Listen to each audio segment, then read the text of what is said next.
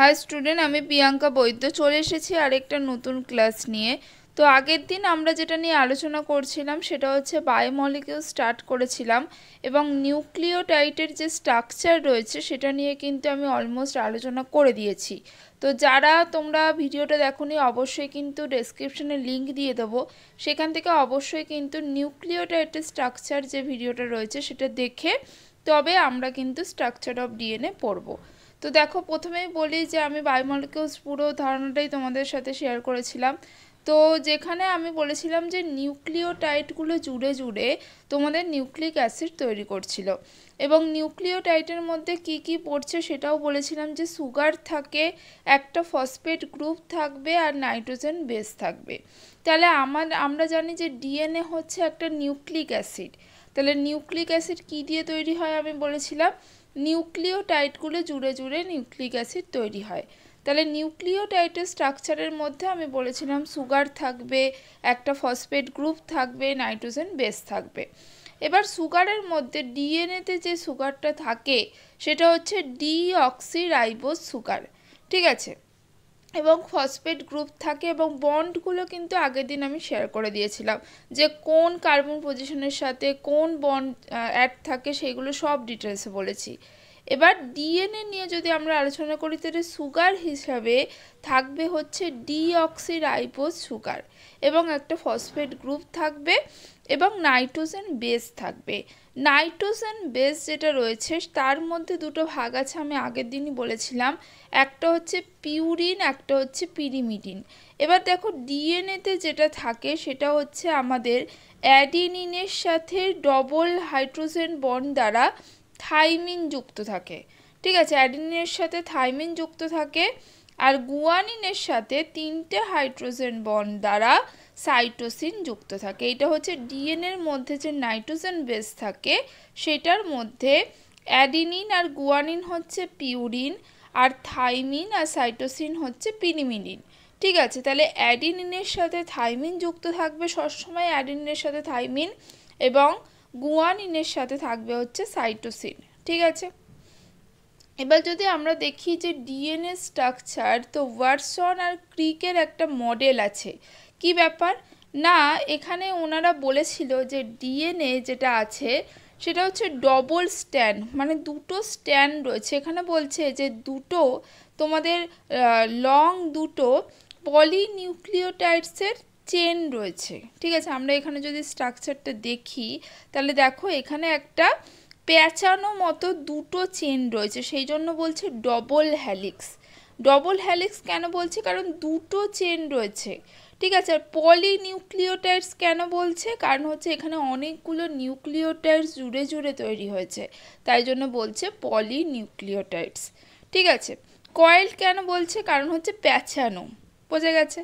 এবার বলি যে এখানে যে দুটো চেন রয়েছে তাদের যদি আমরা বলি তো সেটা দেখো কীরকম রয়েছে।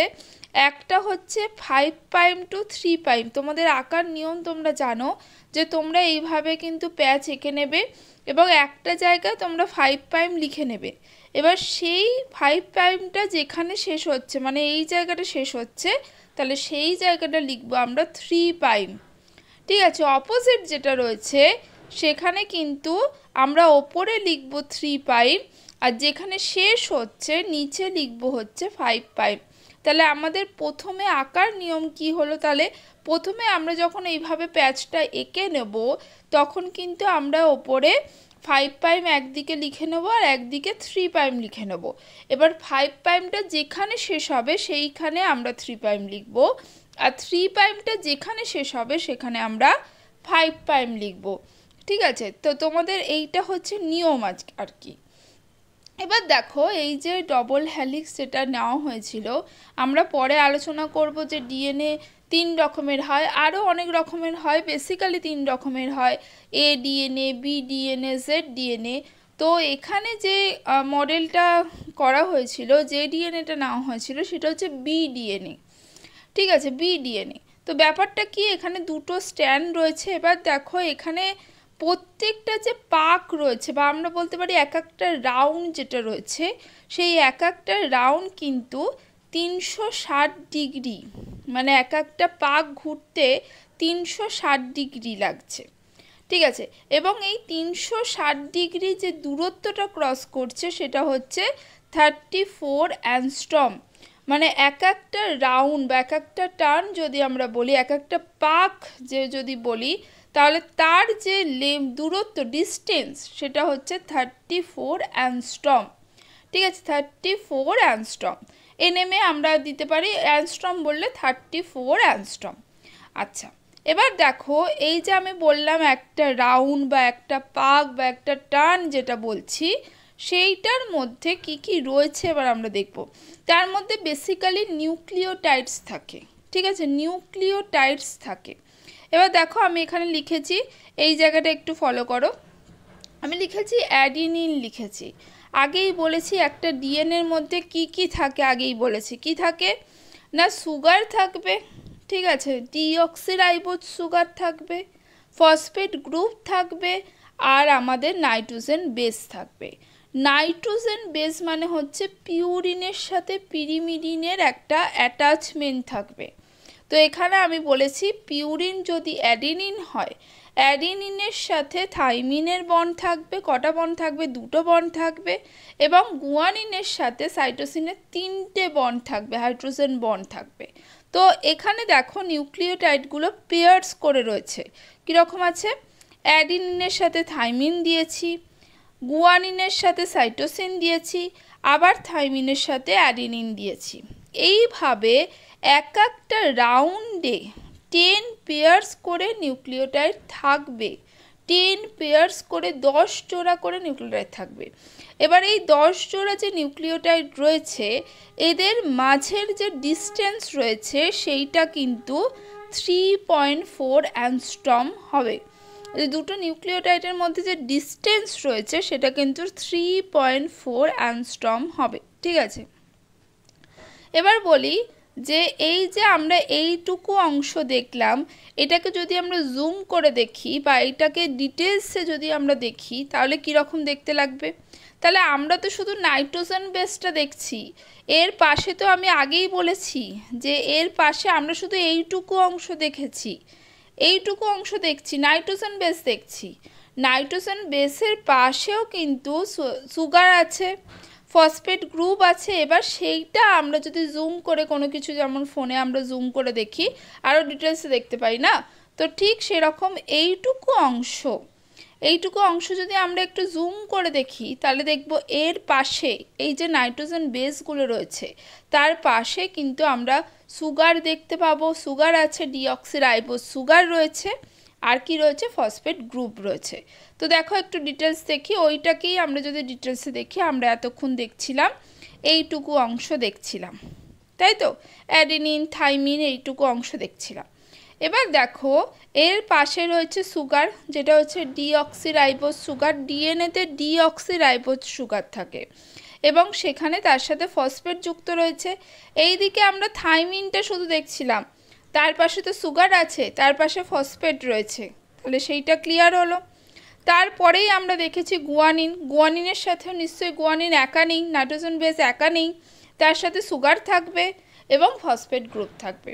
তাহলে আমরা যদি বলি ডিএনএ যে ব্যাকবোন যদি বলি তাহলে হচ্ছে সেটা হচ্ছে সুগার আর ফসফেট। কোন সুগার? ডিঅক্সিরাইবোজ সুগার, ঠিক আছে, ডিঅক্সিরাইবোজ সুগার হচ্ছে ডিএনএতে থাকে। তাহলে এইটুকু ক্লিয়ার হয়েছে। এবার বলি ডিএনএর যে দুটো আমরা স্ট্র্যান্ড বললাম যে ডবল হেলিক্স বলছে, এর মধ্যে এইটার যে ডিস্টেন্সটা সেইটা হচ্ছে 20 অ্যাংস্ট্রম, 20 অ্যাংস্ট্রম হচ্ছে এইটার ডিস্টেন্সটা। তাহলে এইটা হচ্ছে আমাদের ডবল হেলিক্স স্ট্রাকচার এবং এইটা হচ্ছে যে ডিএনএকে নিয়ে এটা মডেলটা করা হয়েছিল সেটা হচ্ছে বিডিএনএ। এবার আমরা আসবো ডিএনএ কত রকমের হয়।